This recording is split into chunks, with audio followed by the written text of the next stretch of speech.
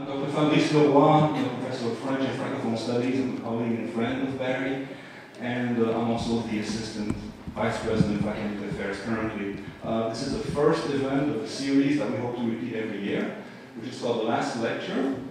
It's an initiative of our provost, Dr. Henderson, who had this great idea that we should showcase the work and the career of faculty members who are retiring at this university.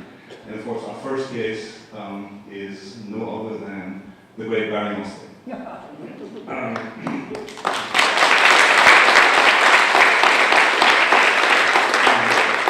So Barry has a 60-page CV, which I'll summarize in about 40 minutes, and then you can talk. Barry is a person who was born in Louisiana at a certain time in history, we won't say when, with a mustache, obviously. He has earned a degree from this university in 1974 as a BA in French, and he went on to continue with a master's in folklore studies from Indiana University, and then a doctorate from the Université de Provence in Aix-Marseille. And he's also been on the faculty here since 1977, so it's been quite a long career.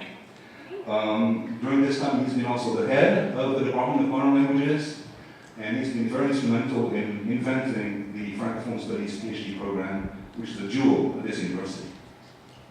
Dr. Ancelet has a distinguished research career. He's published 22 books, authored, co-authored, edited, over 80 articles. He's directed about 20 dissertations, which is 1/3 of all the dissertations in the Francophone Studies program. He's been involved in the community with festivals, with documentaries, with radio shows, with theater, with all kinds of different things. You may know him as the host of and the organizer of Festival Acadien and Créole, every year in usually September, not in October. And you also know him as the host of a radio show and a TV show called The Rendezvous des Cadiens in Eunice, Louisiana for 27 years. You may have seen it on TV or heard it on the radio. Without further ado, I'd just like to introduce Barry. Barry also has an alter ego, who's he's had several alter egos, but we don't want to discuss them all. One of them is Jean Arsenault, who's a local French writing poet in Louisiana, and he's done quite a few things under that name as well. So the poster for this event was trying to reproduce the duality of Barry. It had two sides of him, which can never be really reconciled completely in a single person. So without further ado, let me introduce my friend, my colleague, the legend, Barry Ancelet.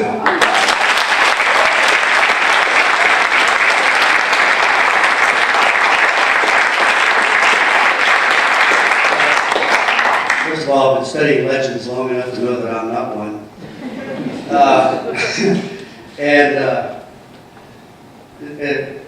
This is not the first time I'm a guinea pig for something either. But I'm happy to do this inaugural series. I think it's a great idea that our provost had to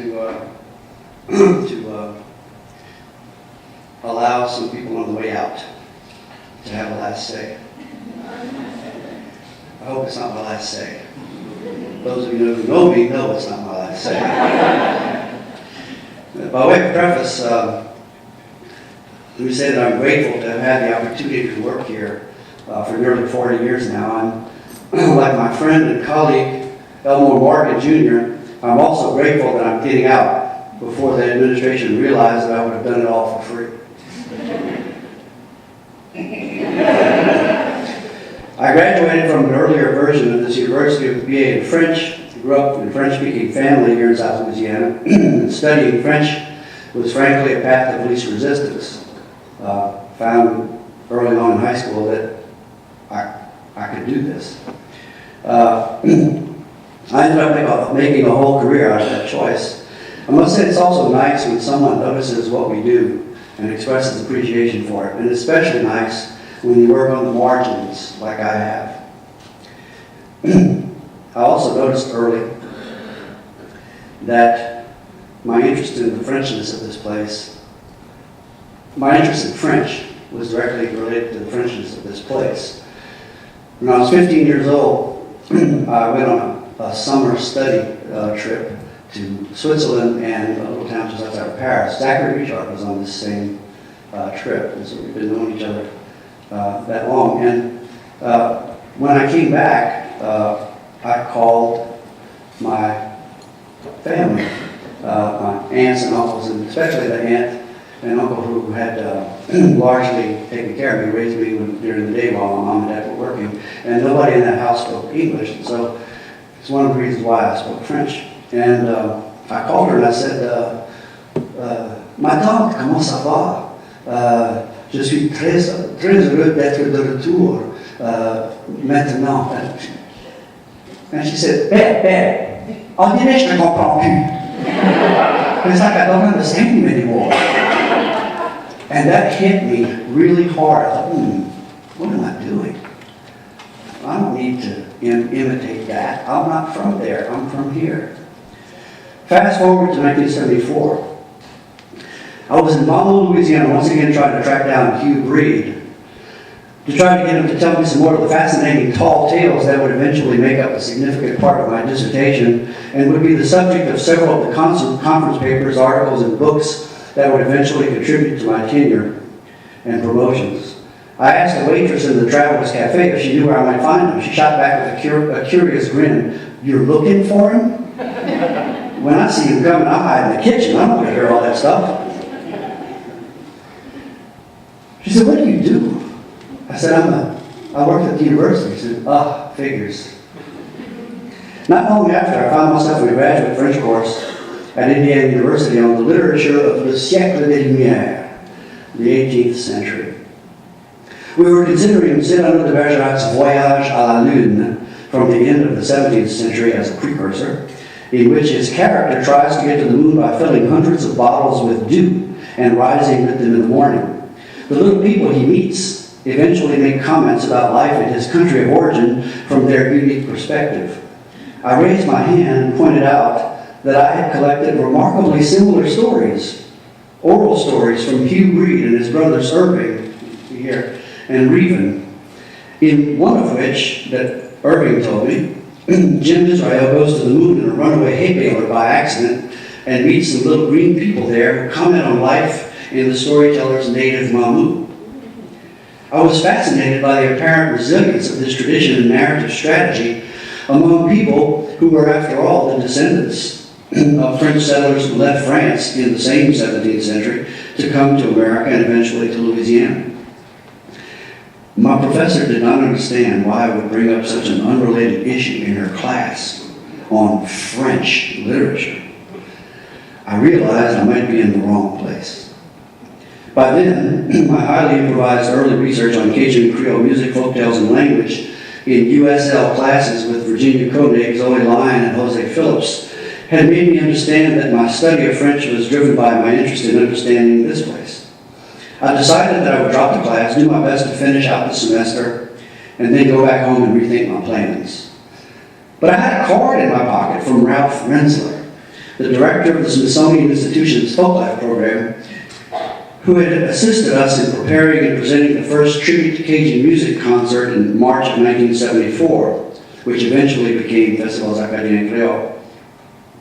I mentioned to him that I was going to Indiana. He gave me his card with a message on it and said I should say hello to his friend Henry Glassy at the Folklore Institute.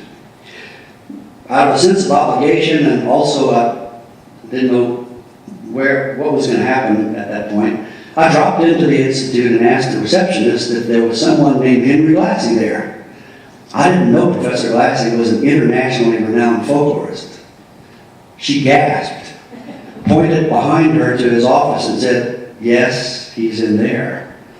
I heard Glassy chuckle and say, come on in.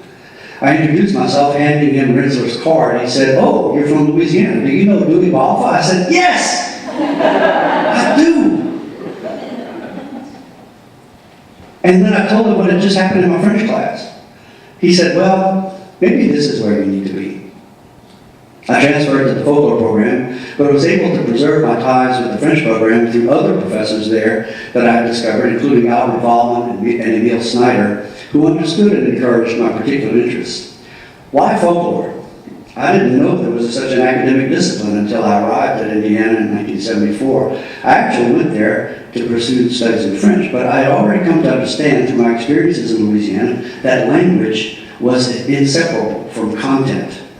To study the French language of Louisiana, one had to study the culture it expressed. Another thing that was obvious was that there was very little of this could be found on library shelves. Ultimately, getting at Louisiana's French language and culture was going to require an improvised, hybrid approach. That approach turned out to be folklore. The study of culture, literature, and language through the lens of folklore has been the foundation for my entire career, which I admit I've had to improvise all along the way. I left Indiana with a master's in folklore, eventually continued my graduate studies at Aix-en-Provence, where I received a doctorate in Creole studies combining anthropology and linguistics, working with Robert Chaudenson and Jean-Claude Bouffier, who were reinventing and reinvigorating the study of orality in France at that time. My thesis included that story about the accidental voyage to the moon, among many others that I collected throughout South Louisiana. And I guess that was fitting because my theoretical approach to just about everything I've ever studied has been based on the rich and fecund principles of storytelling, including improvisation, vernacular creation, and the carnivalesque. I've often found myself exploring issues whose academic value has not been immediately evident. Much of my research is based on fieldwork in bars, in barbershops, dance halls, on back porches, and Mardi Gras runs. Oh, there's Renzo, sorry. There he is. It has not always been easy, but somebody had to do it. My research has resulted in the usual books and articles, but also in documentary films, television and radio programs, festivals, museum and photographic exhibitions, album liner notes, public lectures, literary readings and teacher training seminars, and reports to state and federal agencies. I'm grateful and fortunate that my colleagues and administrators here at the University of Louisiana at Lafayette have been flexible enough to recognize the value of what I do. I've had a remarkably collaborative career. I've had the honor and good fortune to work with generous and inspiring colleagues, including editors and filmmakers and sound engineers and production crews and filmmakers, editors, fellow teachers, folklorists, historians, linguists, poets, playwrights, screenplay writers, photographers, journalists, a few politicians, a few lawyers, and a chef.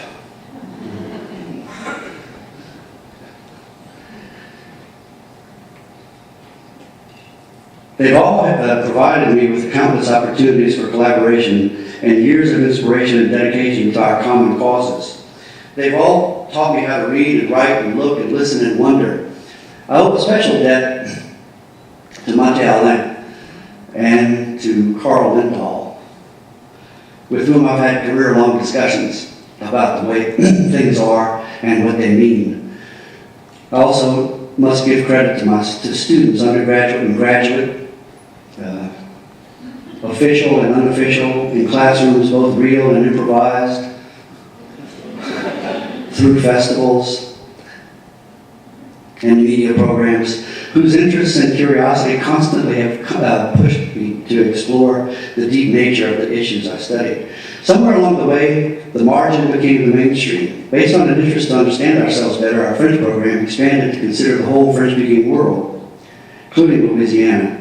And my own experience in folklore provided naturally interdisciplinary perspectives that lured me to teach in our interdisciplinary humanities program as well. In a sense, it all matters, from Cajun music and Zydeco to Louisiana French language, literature, oral tradition, vernacular architecture, to heroes and outlaws, to the problem of evil, to poetry and rock and roll, to humor and social commentary, to the practice of folklore. In another real sense, the content is coincidental. The real issue is critical thinking and discovery about anything and everything. It's not only about ideas, but how ideas emerge and evolve. To get there, you have to expose the thought process, which can and should include false starts, sidetracks, as well as successful trips. I owe a huge debt of gratitude as well to all the singers and storytellers and runners and dancers, including my own parents, who were my first teachers and biggest fans, my grandparents, my family, my wife Caroline, who is an extraordinary storyteller, photographer, and teacher in her own right, my community of friends who have always generously shared what they know and do with me, most of them en français. I learned much of what I've come to know from vernacular professors such as Dewey Balfour, Ben Guinet, Clifton Chenier, Maurice Connor, Camry Fontenot, Lionel Ledoux, Felix Richard, Boissac Gardouin, Vilga Boutreau, and Inez Catalan, Lula Landry, Tanya Spall, Atlee Gode, so many others, Reevan Cube, and Irving Reed. I've been honored to work with them and to learn from them, and I've come to love them all as friends. I've had the honor of eulogizing many of them when they passed away. I've had the honor of it was never only the songs and stories and the crafts. It was also the coffee and the camaraderie, and the bull sessions and the jam sessions, the fishing trips, and the serious and casual conversations about almost everything and nothing in particular. The rest of this talk focuses on the relationship between theory and practice of folklore, between what folklorists think and how they convey the results of that thought to a range of audiences, from other colleagues to the general public. A word about theory and practice. Basically, the rest of this talk is about what I learned and how. Some folklorists have seen a dichotomy between the two, theory and practice. I've always seen them as inextricably integrated. I was more interested in discussing the practice than the theory, but both were always in play. I came to understand for myself what Regina Bendix eventually theorized in her In Search of Authenticity, in countless conversations with musicians and storytellers and makers of things about the authentique and the fauthentique, as well as what Elaine Wallace eventually called reciprocal fieldwork, by negotiating meaningful and productive relationships with countless generous collaborators whom I learned early on were much more than just informants.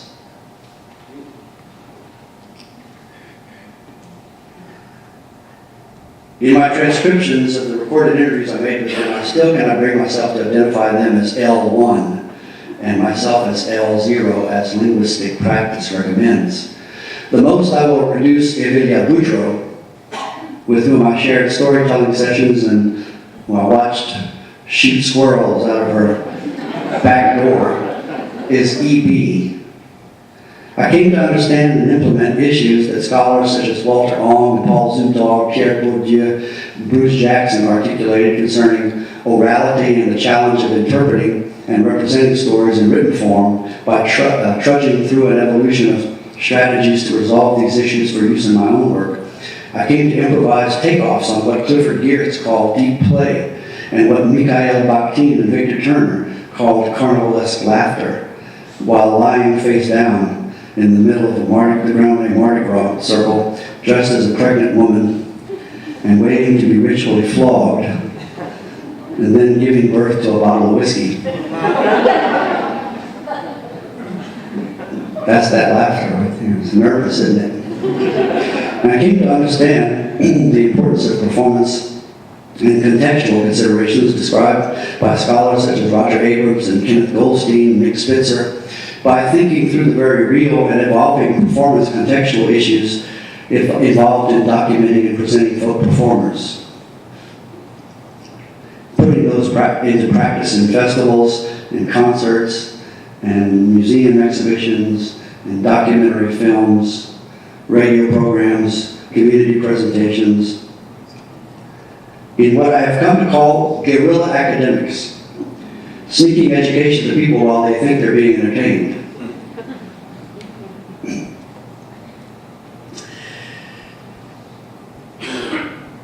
For me, theories were not ends in themselves. They were instead the tools and the blueprints that I needed to understand and present what I was studying. I imported some, improvised variants of others, and then I used them. For me, the pursuit of the universal began with the local. The universe is, after all, made up of an infinity of localities. The practice of folklore generally starts with fieldwork, the process of gathering information from cultural sources. For me, it was the only way to reach the information that was missing from the record. The most important untapped source for information on Cajuns and Creoles was Cajuns and Creoles themselves. The fieldwork-based approach of folkloristics provided a method to reach that source, The natural interdisciplinary nature of folkloristics, necessarily integrating considerations of history and art, text and context, provided the wide range of approaches I needed to understand the complexities of culture and tradition, including oral tradition, traditional music, vernacular architecture, folk art, seasonal rituals, among other cultural expressions. Folklore also led to considerations of important cultural and social issues such as conservation, transmission, and innovation within the context of tradition. And folklore and linguistics made perfect partners in the effort to understand the context of French Louisiana. The reason I knew Dewey Balfour when Henry Glassie asked is another part of the story. In 1972, I spent an academic year in France. Homesick after nearly a year away from South Louisiana, I was drawn to an announcement of Roger Mason's performance of La Musique Cajun de la Louisiane. After the concert, it was in Nice, France. After the concert, I met with Mason, an American folk musician who had encountered Cajun music on the folk festival circuit, who was now performing it in France. I told him how much I appreciated hearing music from home. Growing up in the late 1950s and 60s, I listened to rock and roll like the rest of my generation, but we heard Cajun music on the radio, on television, and when it was Daddy's turn to choose the records. Mason said, if you're from Louisiana, you must know the people I learned from. Dewey Balfour, Nathan Abshire. I didn't know any of them. They had not come up in any of my classes back home. Mason suggested that if I were interested in learning more, I should look up Dewey Balfour. Soon after my return to Louisiana, I went to Dewey's house just south of Basile and introduced myself, telling him about the experience I had in France and insisting that I needed to know him more than Roger Mason. I was talking a mile a minute. He laughed and invited me in. Shh, calm down. Come on in, said the spider to the fly. We started a conversation that went on nearly 2 decades until his death. I learned at least as much from Dewey as from any professor I ever had in a formal academic setting. People are most aware of my work and most probably aware of it in Cajun and Creole music, perhaps because of the high visibility of Festivals Acadiens Creole, which I helped found and still direct, and the Liberty Theater radio show, which I did for 24 years. But what first drew me to the study of Cajun and Creole folk cultures was oral tradition. My first book project, Cajun and Creole Music Makers, grew out of my work with musicians, but it was based more on their stories than their music. Elmore Morgan and I got the idea to visit the musicians involved in the first festival, where they lived, worked, and played, to interview them about their lives and experiences and to photograph them in their own worlds. What we were doing was indeed field work, but it felt more like visiting. It was our intention to see and hear in their own terms these barbers and bus drivers and farmers and firefighters and mechanics and masons who sell discount furniture, discount gas and insurance and insulation, work 9 to 5 and 7 to 7 onshore and offshore, and make art out of everyday life, because they were becoming important figures in this cultural self-preservation experiment. Elmore and I worked for 10 years on the project, collecting oral histories and taking photographs of these remarkable performers in various contexts, from their kitchens and front porches to festival stages and concert halls in Louisiana and beyond. I also learned a lot from Elmore about how to see people and their worlds on those trips. I also learned to slow down. He was not a quick traveler.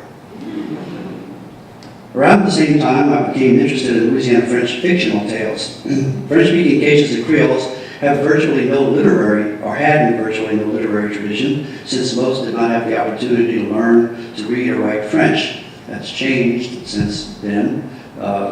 Quite a few people have been writing. In fact, Kirby Jumbo is here. Where are you, Kirby? Just won a major award from the Académie Française for his Louisiana French poetry.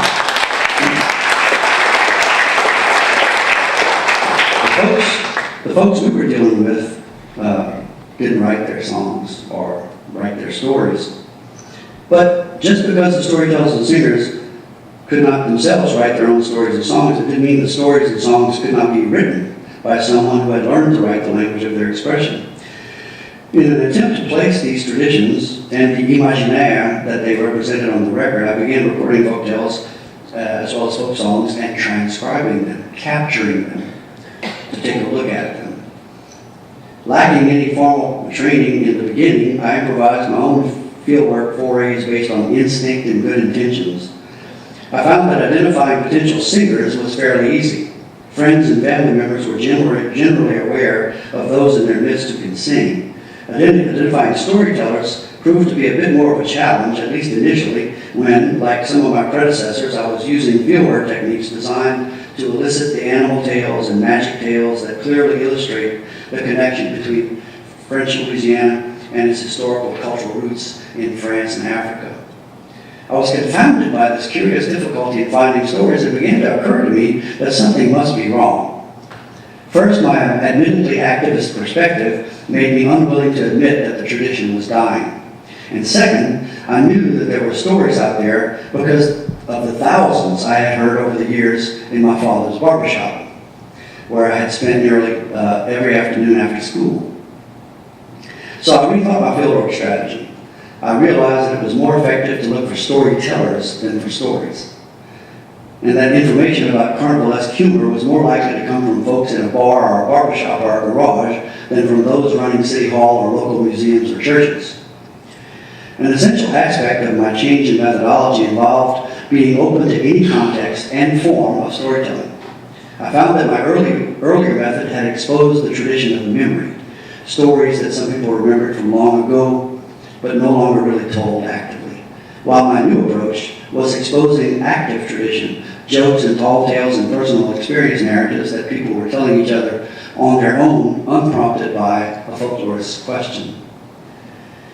It quickly became clear that the stories were not ends in themselves. The storytellers themselves are the real treasures. My aim was to consider their ability to adapt, innovate, create new forms of stories through their talent and personality.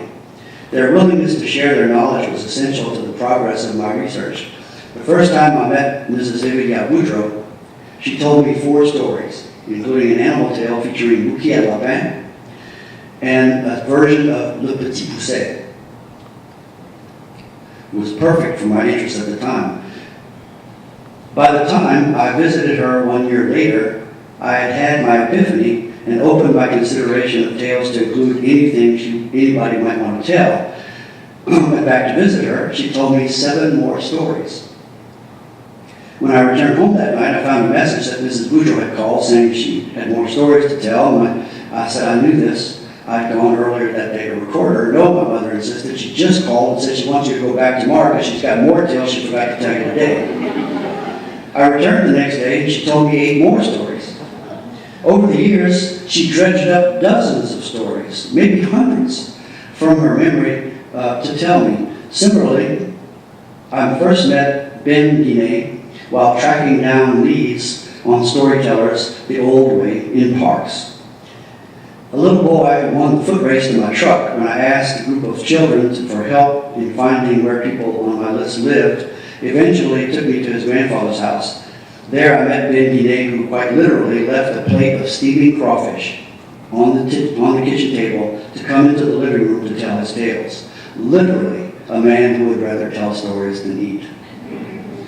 Over the years, he too told me dozens of stories of all sorts. His remarkable storytelling talents and wide repertoire of stories eventually attracted considerable attention, including a filming session by Louisiana Public Broadcasting on the porch of his little house in the Promised Land, along Bayou Teche near Parks, to the astonishment and eventual delight of his neighbors. Based on the philosophy of cultural activism, I tried to find ways to integrate them into the ongoing effort to preserve Louisiana's French language and culture. Mrs. Boudreau, Ben Guinet, and several other storytellers appeared in storytelling events, festivals, in schools, and on television, thrilling crowds and school children with their impressive repertoires and masterful styles. Sometimes in addition to, sometimes instead of documenting and analyzing past performances within the scholarly community, some folklorists strive to program and present one of those next performances in a setting that will communicate it to a wider audience, not on the page, but on a stage. This practice brings challenges of its own. For example, the most sensitively programmed cultural presentation at a folk festival is not the same as a natural performance in its own time and place. But some of these concerns can be mitigated and resolved with the same sort of careful and serious study of performance and context as that produced in the academic setting. Programming issues were directly related to the activist fieldwork and archival philosophies at the heart of the University of Louisiana's Center for Acadian and Creole Folklore, now part of the Center for Louisiana Studies. The theoretical issues underpinning the fieldwork that initially led to the production of the first Tribute to Cajun Music concert, March 26, 1974, as well as the issues that emerged and evolved as the concert became an annual event, were directly related to the establishment of the Center's archives. The programming of the festival was based on an integration of ideas that grew out of two distinct camps. On the one hand, activist folklife-based considerations as influenced by the Smithsonian Institution's Festival of American Folklife, and on the other, linguistic-based considerations that grew out of the Council for the Development of French in Louisiana's language and cultural preservation initiatives. Fieldwork and programming practices evolved based on a desire to discover and present excellent folk performers from real-life contexts, authentique, avoiding the more self-conscious public purveyors of folkloric culture, authentique. The fieldwork practices that grew out of the festival experience also contributed to fieldwork practices that addressed the collection and analysis of other traditional genres in French Louisiana, including oral tradition, material culture, cuisine, and others. Selecting the collection of performers who would essentially define the moment in Cajun music and zydeco each year posed interesting problems and opportunities for festival producers, including the incorporation of young performers and the new emerging styles that are necessarily a part of living tradition. Dewey Balfa had put it best. He said, "I'm interested in the very life of this culture and how it continues to evolve in its own terms. I don't want to freeze dry it or pin it to the wall like a dead butterfly." Dewey was not only a musician, but what folklorists have come to call a community scholar. That is, a member of the folk community who has learned to address the issues that are at the heart of the study and practice of folklore, such as cultural equity and the relationship between preservation and innovation within the tradition. Inspired by Dewey and enriched by his connections to the Smithsonian's Folklife program staff, especially Ralph Rensler, the same Ralph Rensler, we prepared the first Tribute to Cajun Music.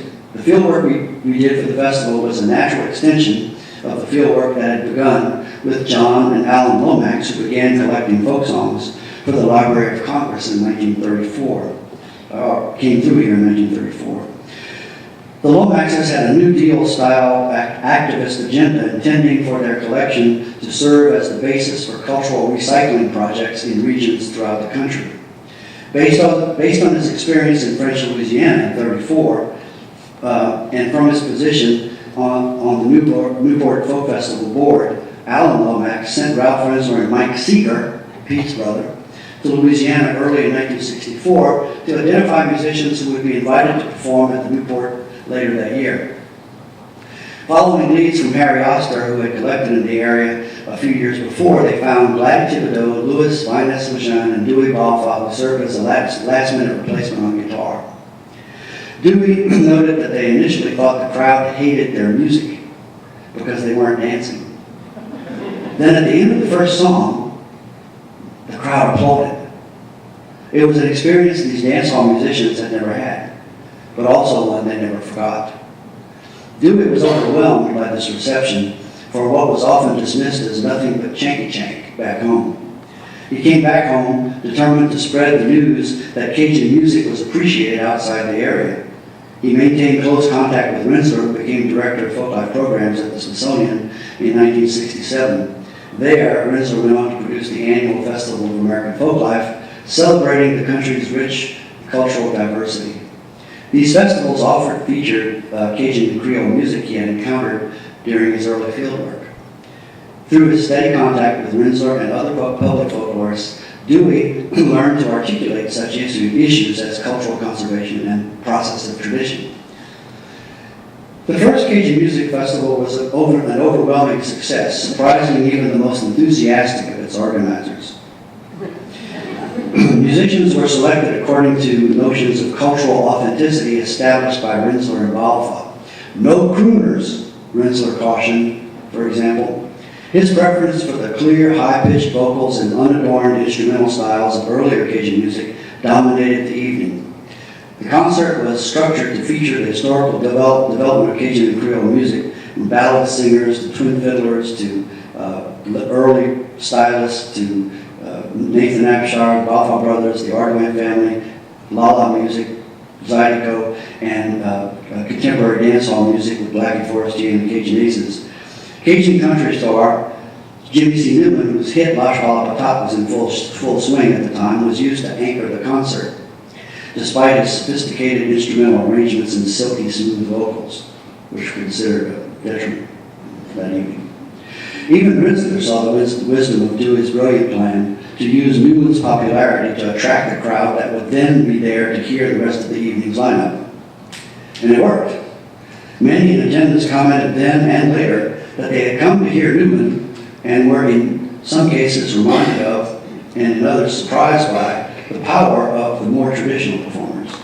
The festival was an undeniable success, packing Lafayette's Black and Coliseum on a Tuesday night, despite lightning, thunder, and driving rain. It turned out to be the largest mass rally of what was coming to be called the Louisiana French Renaissance movement. Organizers also saw the opportunity to use the energy produced by this initial concert to fuel a long-term project. In the momentum of the moment, the university created the Center for Acadian Creole Folklore to integrate this new field of study into the academic community. And this was not an obvious thing to do. Balfa, who had seen the benefit of archives at the Library of Congress and at the Smithsonian, insisted that we needed a similar bank of information on ourselves here in Louisiana. I pointed out that I certainly didn't have the financial resources to produce an archive. Balfa pointedly asked, "You have enough money to buy one tape?" I said, "Yeah." He said, "Then buy one, go out and record an interview, put that tape on the shelf, then record another one when you can afford it. And when you put that second tape next to the first one on the shelf, you have the beginnings of an archive." He was right, as usual. The beginnings of an archive were just that homemade, and it worked. About the same time, the Council for the Development of French in Louisiana bought dozens of tapes and funded early recording efforts using the recordings in French radio programming.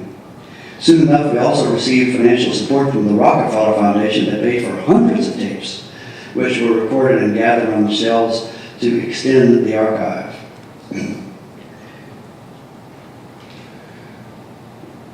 We also contacted folklorists who had worked in Louisiana in the past, such as Lomax and Oster and Rensler, who were all happy to provide copies of their fieldwork collections. Now, gathered in one place for the first time, the Center's archives provided a sense of the evolution and development of Cajun Creole music, from unaccompanied ballad tradition to contemporary dance hall band styles. Fieldwork on oral tradition and material culture was added as well. Field recordings of students and colleagues enriched our understanding of who we were and how we had come to be that way. But the collection was not meant to be an end in itself. Instead, it was always intended to serve as a resource for cultural recycling. For example, when the Center acquired copies of Lomax's 1934 field recordings, it was not only to repatriate this important research for archival purposes. Copies were provided to the families of the original performers, and contemporary musicians were encouraged to consult the collection as a source for new material. This eventually happened. Oops, sorry.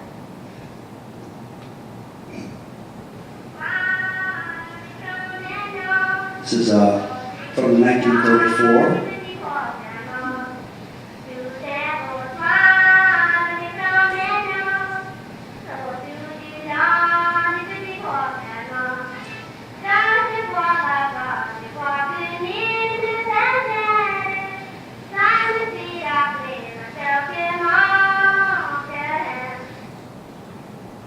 Tout un beau soir, on en a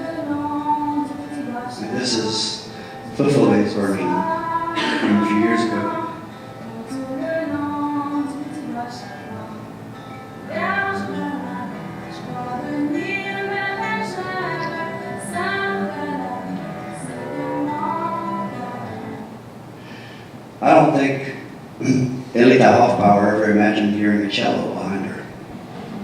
But it sure works. In the spirit of cultural recycling, scholars and staffers associated with the Center for Acadian Creole Folklore have participated over the years in production of festivals and special performances and television and radio programs, offered classes and workshops through the university's French and Francophone Studies and music school programs. We produced books and articles that communicate new discoveries and interpretations to the local community as well as the scholarly community. There were precious few books and articles available on engaging in Creole culture at one time, and most of the few that were there had been done by outsiders who sometimes misunderstood the culture. I became interested in writing so that there would be some. But books and articles do not reach the large audiences, especially of Cajuns and Creoles, who especially needed to have access to information about ourselves. So Center Associates explored other ways to disseminate our findings. We joined forces with record producers to release special recordings. We worked with radio producers and filmmakers to produce special programs and documentaries. We collaborated with educational institutions to make singers and storytellers available for classes and special lecture series. This research typically focuses on contemporary as well as historical aspects of these issues, considering folklore as a vital ongoing process rather than as a stagnant product. Of particular interest is the process of creolization, the unique blending of cultures that occurred in Louisiana to produce the folk architecture, music, oral tradition, and cuisine of the region. Through this range of activities, we try to integrate both sides of folkloristics, the scholarly and the public, without getting caught in the perceived trap between the two. Folk festivals often tend to follow a high-energy model oriented toward large audiences developed decades ago at such events as the National Folk Festival or the Newport Folk Festival. This method of presentation has positive effects, not the least of which has been providing the national level validation for regional performers by having them perform on stages high off the ground with fancy electronic amplification before large enthusiastic audiences, often alongside nationally known performers. This method also has had certain limitations. Quieter, more intimate performance genres are difficult to program in such high-energy settings. In most cultures, ballad singing is a concert performance that is without dancing. It does not usually happen before thousands or even hundreds of people. In large festival setting, both audience and performer must be prepared for this change in format. Smaller, more intimate so-called workshops can provide a more familiar, intimate setting, but even these may not be enough to set a cultural event in its best performance context. By drawing on careful observations of the rules and the nature of cultural performance in its natural setting, folklorists can develop better, more sensitive, more effective, and less abusive methods of presenting folklore and folklife in public settings.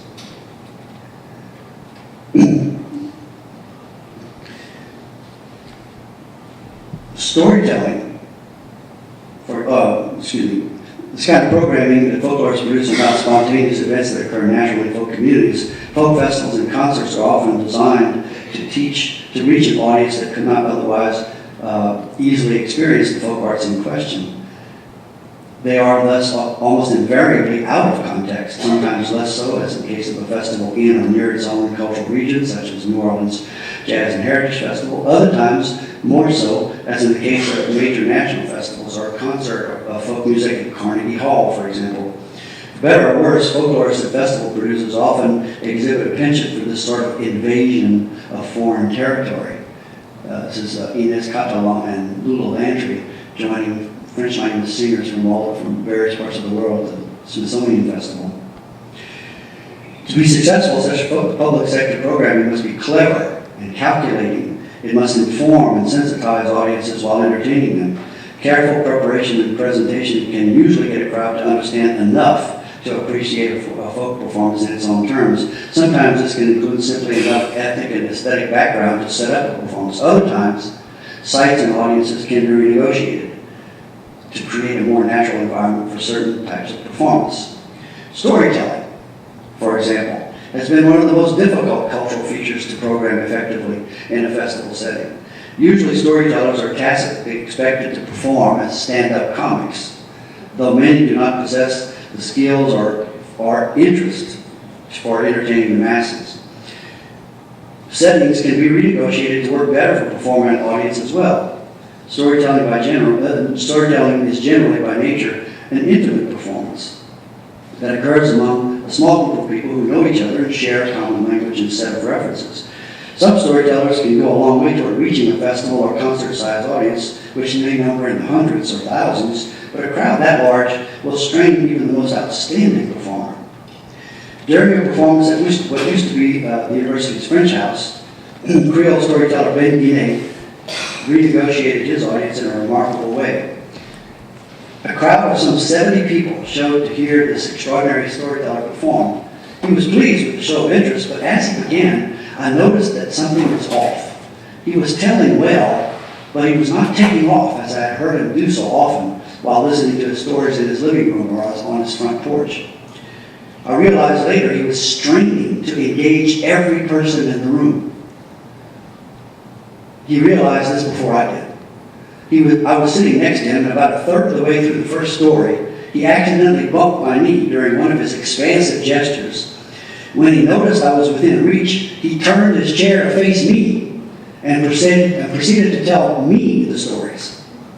I was an audience he could handle, tapping, pushing, pinching me to make the appropriate points.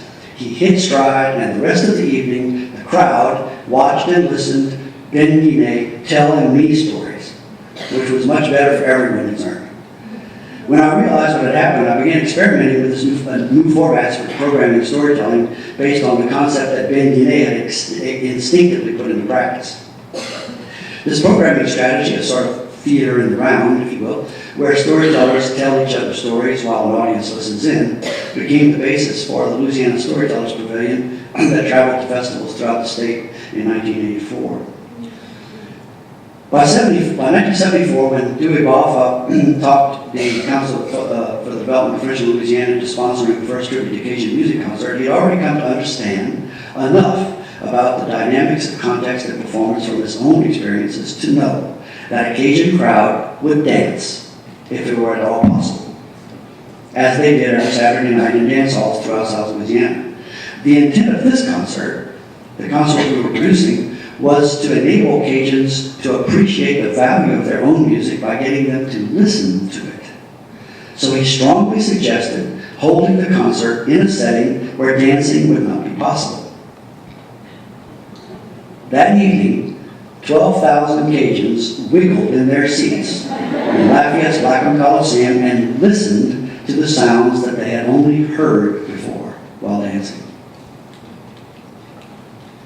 Traditional ballad singers are not used to singing before huge festival crowds, and conversely, huge festival crowds are certainly not used to listening to traditional ballad singers.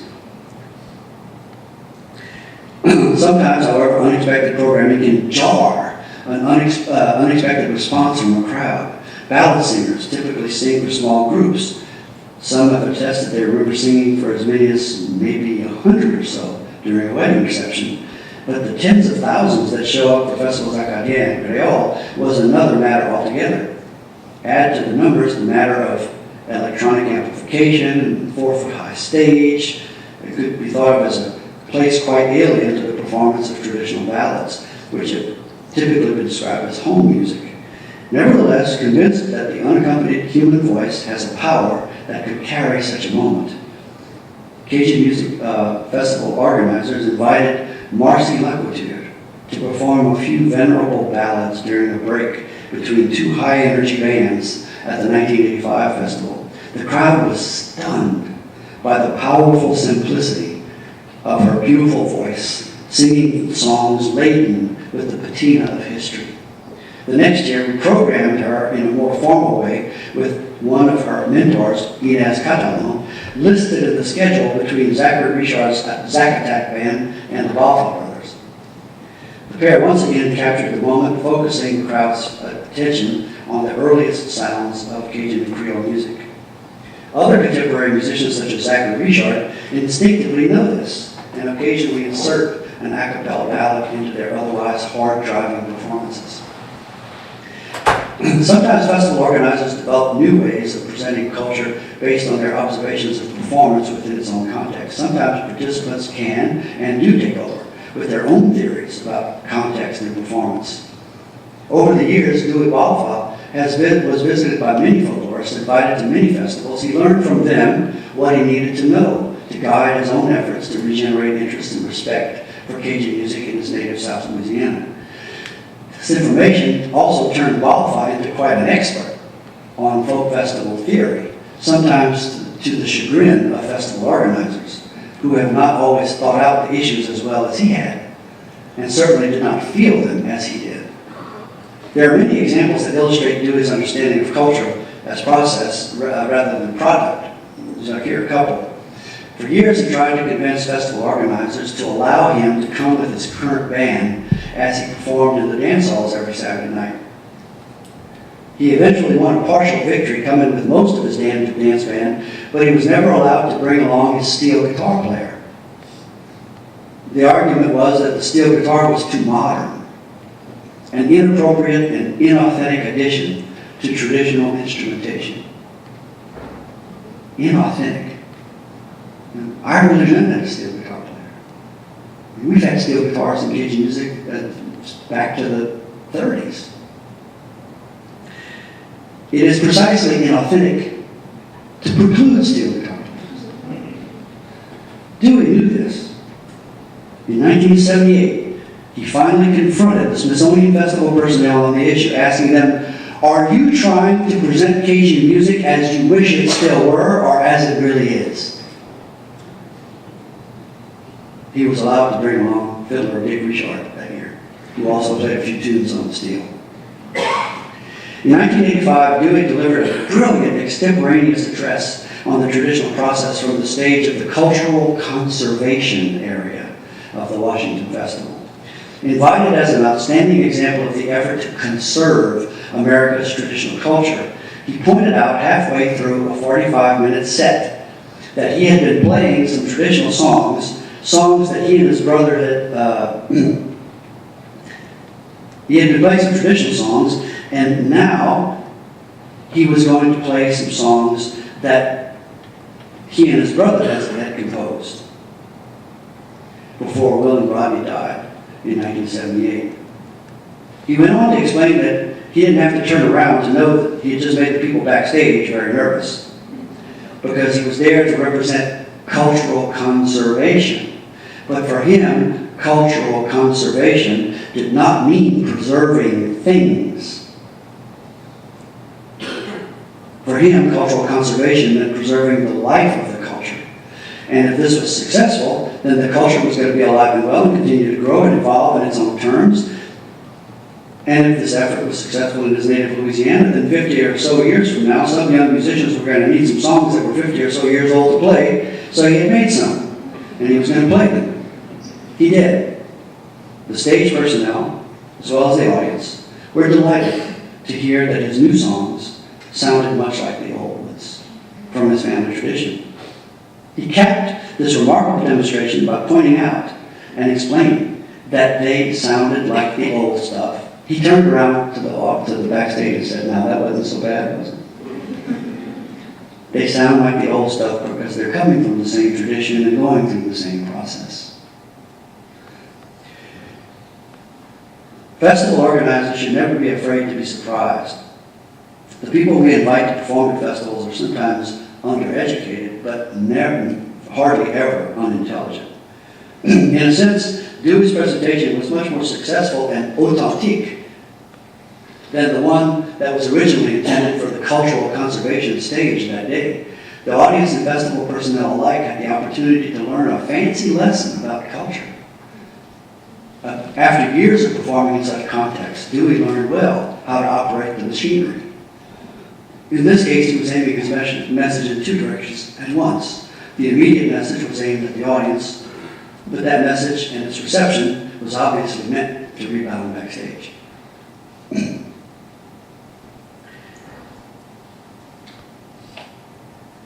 Sometimes field work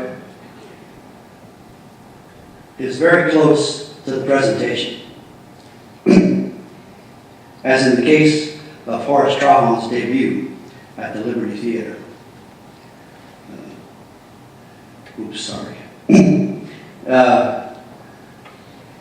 Elena Putnam, our stage manager, reported hearing a remarkable young accordion player and singer in a jam session at the Jean Lafitte Acadian Culture Center next door to the Liberty earlier that afternoon. During the Liberty show that Saturday night, she recognized the young man sitting in the audience and pointed him out to me. On a whim, trusting the judgment of my colleague based on years of shared mutual observations from our backstage perspectives, I went down into the audience and invited him to perform a song or two.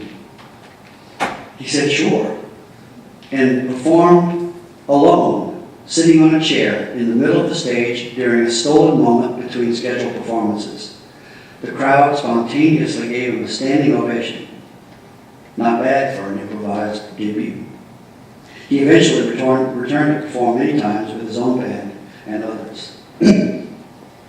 Another example of negotiating performance in context on the fly comes from an idea I had when the Festival International des Arts Traditionnels de Québec was looking to include a Louisiana French component to their event in 1999. In an attempt to take into consideration issues that context-minded folklorists such as Frank Prochan and Charlotte Cantwell have addressed, calling for more holistic, community-based programming at folk festivals, I suggest that they invite the Basile Mardi Gras as a group. Within this group, I suggested they would have cultural critical mass that would include culinary traditions, the communal gumbo, traditional music, the ritual song, and the music that is played for dancing at the host houses, and material culture, mask and costume making, among other things, as well as the performance of the ritual itself. Festival organizers were eventually convinced to try this integrated presentation rather than the more typical approach that would involve disparate bearers of various traditional arts. So the Basile group went to Quebec where they demonstrated the various aspects of their Mardi Gras. Visitors could watch masks being made and then try them on. They could watch the making of the gumbo and then taste it. They could listen to the music and dance to it. Then the Basile group was asked, well, we got all the ingredients, so could you put it all together and demonstrate a run? I said, okay. They had demonstrated their tradition before outside of Mardi Gras at the Liberty Theater and outside of their community. At the Liberty Theater on Saturday night before Mardi Gras, as well as a few outings at the Louisiana Folklife Festival in several cities within the state. But the only real way to demonstrate a Mardi Gras run is to run Mardi Gras. It's the only way that the carnivalesque dynamic can be conjured. So they cranked up a performance in the museum. Of course, Mardi Gras runs are not static. They move. The whole point is to visit and disturb or tickle what you determine to be your host community. So after going through some genuine begging, genuinely requiring that the museum guests give them money, and dancing with them, hauling them into the deal, they went outside. They headed out to the streets. They didn't have a clear idea where they were, but they instinctively improvised a route and headed down the sidewalk looking for the nearest bar.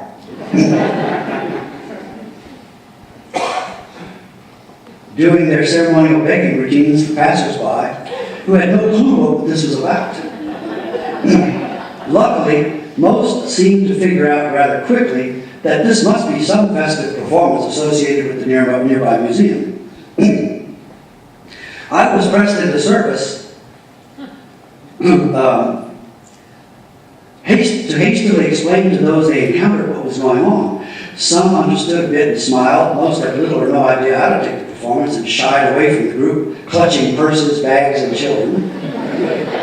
The museum and festival workers didn't know this would happen either, but were reluctant to restrain what they had, after all, asked the group to do. We were all, quite frankly, intrigued to watch this spontaneous carnivalesque improvisation. The group processed down the street with a small entourage of handlers trying to buffer the public as much as possible. They finally made it to a bar which should be familiar territory, and went inside.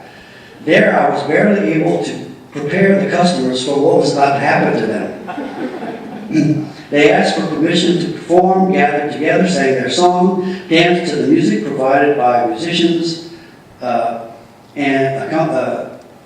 then genuinely begged for donations from everyone inside, including drinks from the bartender. Alerted to the situation, made aware that this was a spillover from the nearby museum, everybody happily cooperated, and the group left happily. But Mardi Gras is also about challenging thresholds, so once back out on the street, they escalated the stakes. They gathered at the bus stop and waited for the next bus. I was able to convince Captain Ryder that this might not be a good idea, since neither of us knew the Quebec City bus routes and how far the bus would take them. They toyed with the idea of boarding the bus anyway, mostly to make me nervous. The bus stopped, and they got to the open door, and they were about to get on, and the bus driver was pointing to the coin collector, and they said, no, we can. It was beautiful. Then they pursued their procession along the sidewalk and hit the next bar they saw. The experience from the first bar was virtually repeated, and when they left again, I was able to convince the captain that this was just a demonstration run after all, and that we could head back to the museum now. And they were stopping traffic and genuinely asking for money. Now, in Basile, this is appreciated as part of Mardi Gras. In Quebec, it looked a whole lot like highway robbery. One can easily see. So they all eventually headed back to the museum. But not without interacting with everyone they passed along the way. When they were safely back at the museum, they sang their song again, danced a bit more, and then served and ate the gumbo with all who were there according to their tradition. To the relief of the organizers, no one had been lost, or hurt, or too offended. But it was definitely more Mardi Gras than anyone had anticipated. It was probably less than the participants would happily have provided if given more rain. The group had extracted something like a Mardi Gras feeling out of this artificial experience by insisting on going out on their own terms and by temporarily ignoring efforts to deter them. Folklorists who insist that there is more to folklore than the text its study generates are absolutely right. In my experience, I've found lots of possibilities for a working relationship between academic and applied or public folklore, focusing especially on performance and contextual theory and folk arts, programming in the public sector. There are cultural imperatives in each performance,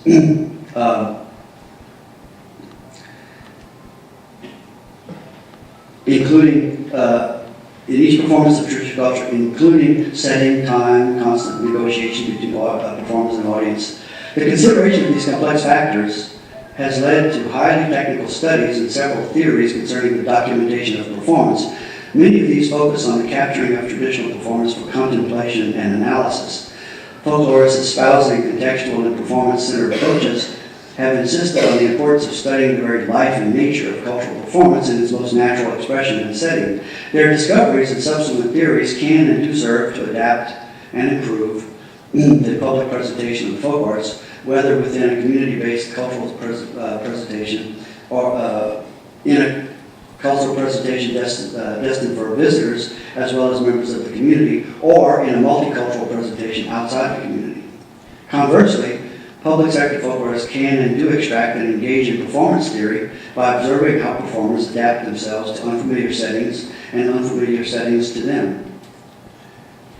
These strategies can be identified to refine and improvise future presentations and settings. Another aspect of this contextual approach to the study of culture and social expressions involves the effect on changing context on tradition as process. Obvious examples consider the ongoing evolution of Cajun house types and foods, including porridges and peppers, both of which reflect ongoing input from our constantly evolving context. From the Acadian house, actually in Acadia, to the one here, as you can see, has responded to drastically different climate found in South Louisiana and newly arrived exiles, most important of which was inspired by African Creoles, porch. Houses were made drier and cooler by raising them off the ground on piers. Porches kept the sun off the outside walls and provided breezy outdoor living space. Windows and doors were designed to provide as much cross ventilation as possible within the simple living spaces of early houses. Some of these features have become stylized in what is now considered and called Acadian style houses. Sometimes the Acadian connection is only nominal, as Acadians live in townhouses, apartment complexes, and trailer parks, and ritzy subdivisions. In the wake of Katrina, Rita, Gustav, Ike, and Isaac, residents in coastal villages such as Delcom have responded to the inevitable changing context of occasional flooding by continuing to rethink their houses. It's ironic that some of the most iconic foods now associated with Cajun culture, gumbo and rice and gravy, both owe their existence in Louisiana to African Creole culture. The popular joke is that true Cajun is someone who can look over a rice field and tell you how much gravy it's going to take to cover it. Gumbo has often been used as a metaphor for the cultural blending process that has occurred in South Louisiana. This process is responsible for the houses we live in, the foods we eat, the stories we tell, the music we dance to. The term Cajun is useful to describe the results of this creolization on Acadian culture, and this process continues to produce new culinary inventions, such as Cajun egg rolls, crawfish tamales, microwave food, and some things that strain the imagination. All the while, we can also enjoy hamburgers and fried chicken and iced tea and Dr. Pepper without feeling that we're betraying our Cajunness. An important version of this creolized evolution, influenced by changing context, is obviously Cajun music and Zydeco, the music itself. Here again, we have not only survived on the margins, we've actually thrived by dancing on them and through them, integrating influences from outside sources, and improvising new styles from within. For this to work best, the process must be organic and continuous, preserving and creating in the same motion, producing music that is at once surprisingly new and reassuringly connected. As Dewey Balfour so eloquently put it, tradition is not a product, but a process. It's like a tree.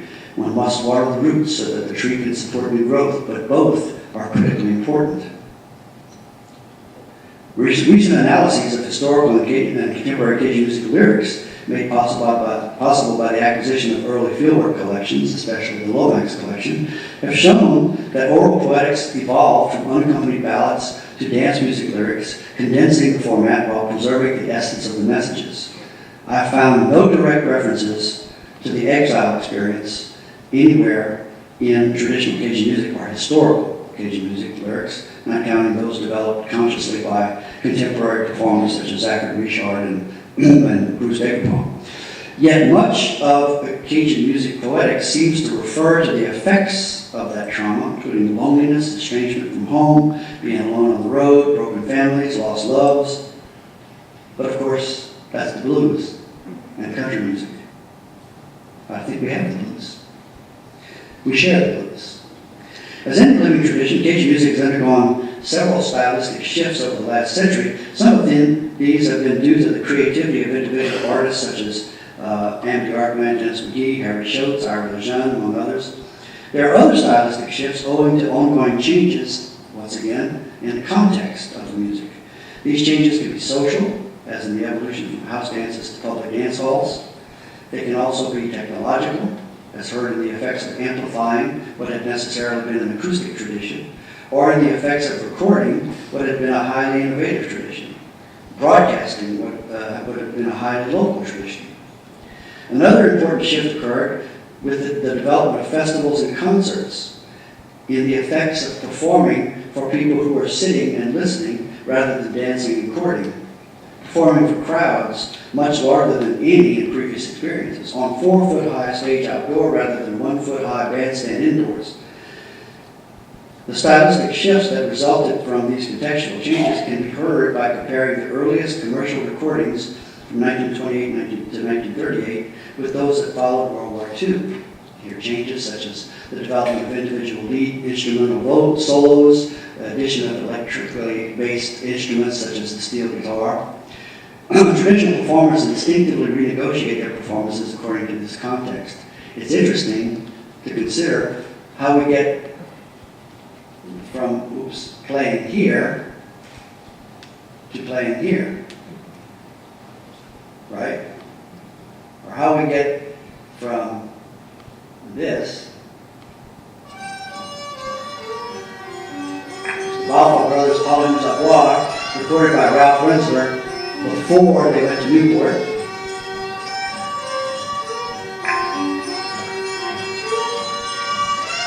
To this.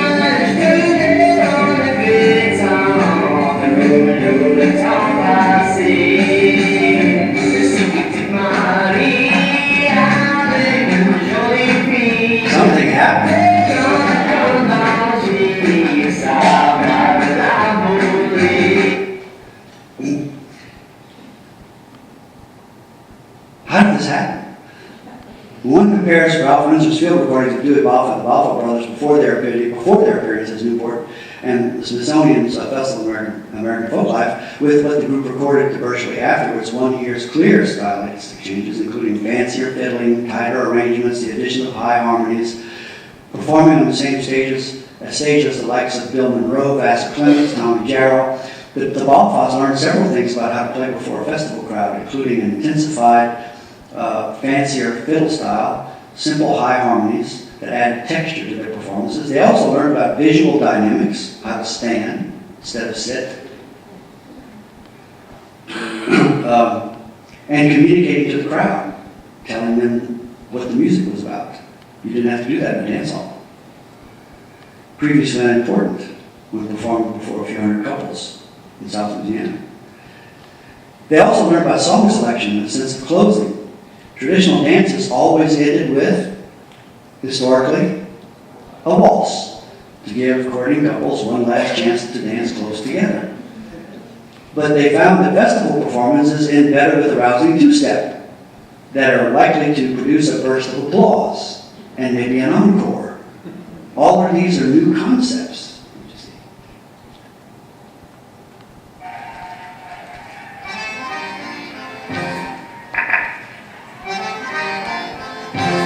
Just a Bosco stomp.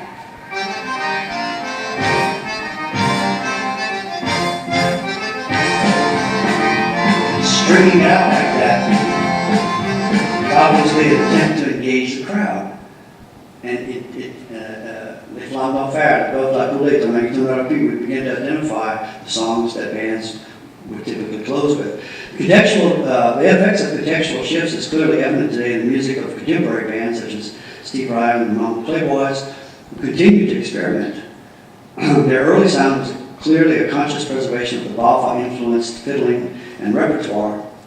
They were hailed as an example of hope for the future of traditional music, how young musicians would continue to be interested in playing the old stuff. Soon enough, however, their youth caught up to their love of tradition. In order to stay interested as musicians who had taken to the road full-time, they began to experiment. Initially, these experiments were organic, taking place within the tradition. That is, style was shifting within the traditional repertoire. They redid traditional standards in four-part harmony.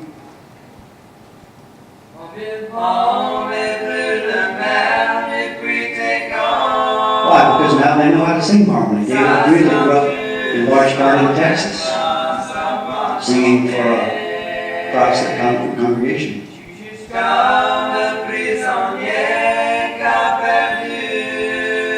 Or rearranging openings for obvious crowd effect.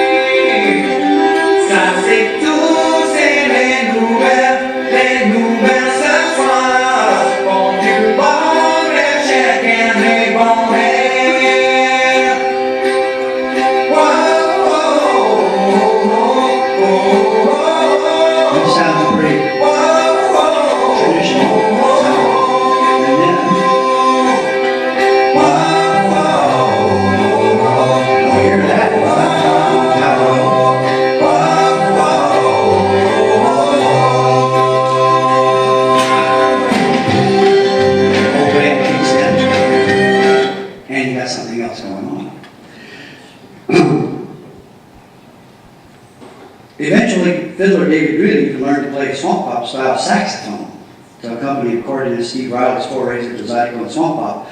Steve's early Savoy-influenced accordion licks had also been clearly affected by Cliff Cheniers, zydeco, and Wayne Toupe's southern rock and zydeco fusion. When they pulled these changes out, along with the big red chromatic accordion, out of the bag on stage at festivals in 1994, the South Louisiana crowd experienced a moment not unlike the one experienced by a Newport Folk Festival crowd in 1965 when Bob Dylan plugged in to play Like a Rolling Stone. Festival producers heard their new licks. There was general consternation and concern that traditional Cajun music's fair-haired band was sliding toward the progressive side. What was undeniable was that the crowd loved it.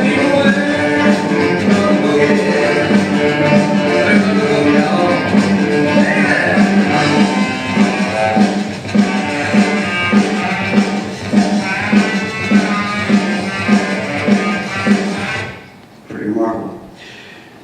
What was undeniable, the crowd loved it. In a remarkable exchange of emails I had with Greeley and the band manager, bassist, and new Alpha student Peter Schwartz, demonstrated that band members were keenly aware of these issues as well as the effects of changing context, audience expectations at home and on the road, and the tensions between artistic and cultural integrity. Musicians from the so-called Louisiana French Renaissance generation continue to create new songs and recycle old ones that reflect traditional and contemporary values because they got to play for people and who they have to keep interested.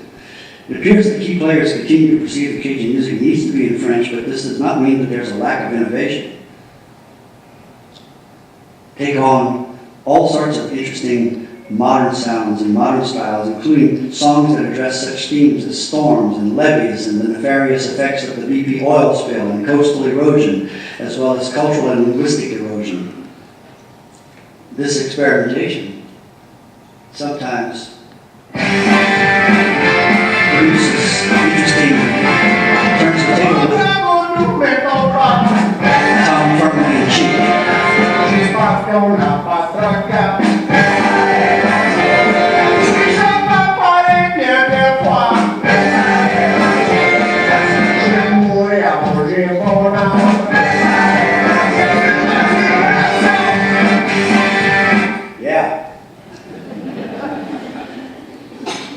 Good Wafa said, culture is preserved one generation at a time.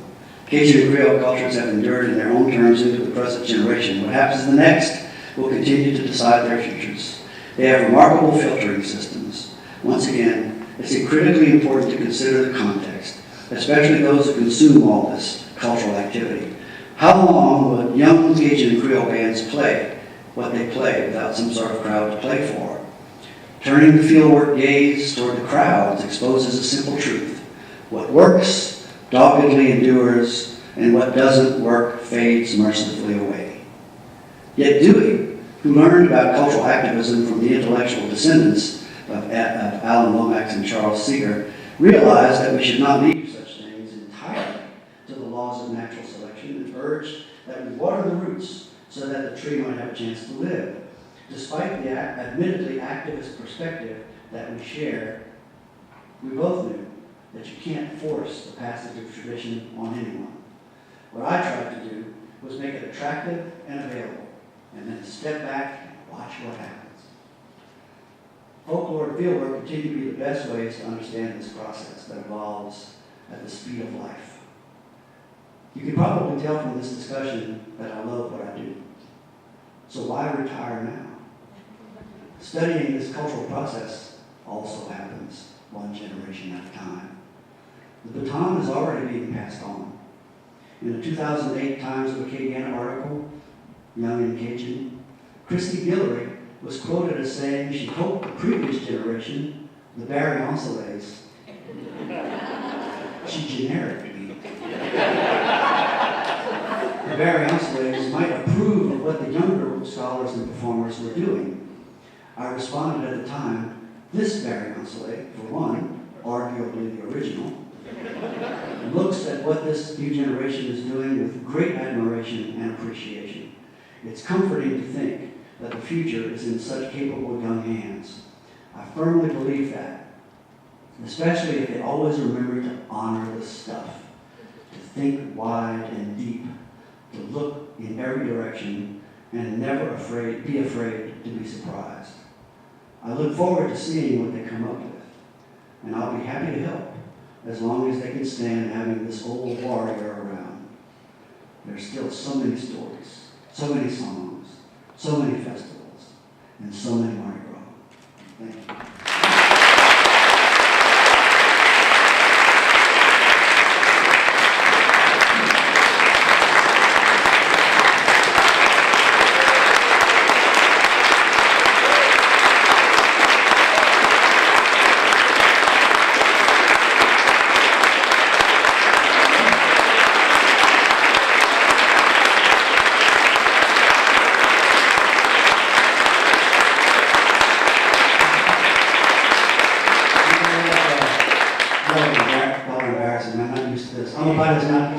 It was. Anybody have any questions or comments? I know we're tight, but y'all believe all that? I can't tell you how much I appreciate your being here and sticking with me through this retrospective and celebrating what I have loved for so long along with me. Thank you so much. I appreciate it.